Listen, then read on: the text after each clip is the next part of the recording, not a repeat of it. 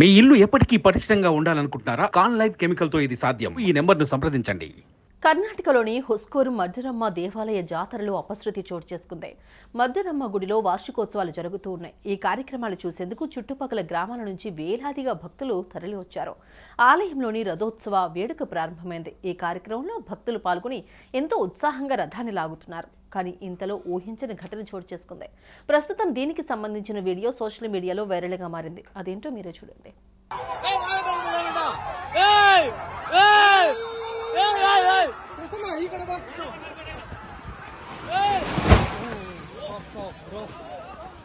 భక్తులు ఉత్సవాలకు పెద్ద ఎత్తున వస్తుంటారు. దేవుడిని తామే ముందు దర్శించుకోవాలి అన్న ఆశతో కొన్నిసార్లు క్యూలైన్లలో ఎగబడుతూ ఉంటారు. దీంతో తొక్కిసలాట జరుగుతుంది.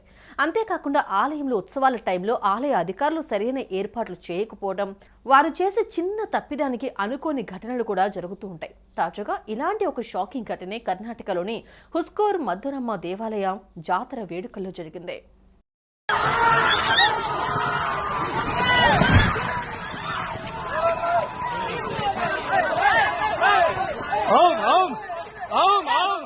కర్ణాటక రాష్ట్రంలోని హుస్కూర్ మద్దురమ్మ దేవాలయంలో జాతర జరుగుతోంది.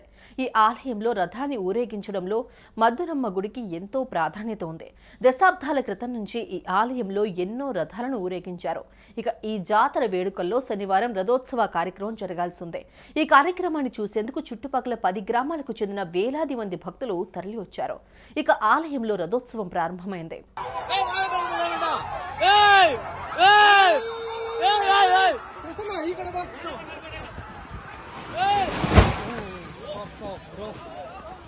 అయితే వందలాది మంది భక్తులు భారీగా అలంకరించబడిన రథాన్ని తాళ్ల సాయంతో పైకి లేపడానికి ప్రయత్నించారు.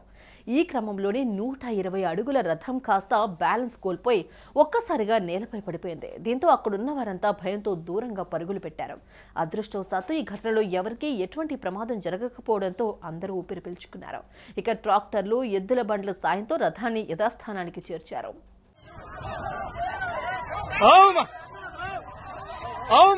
జనాలు చూడండి, జనాలు చూడండి,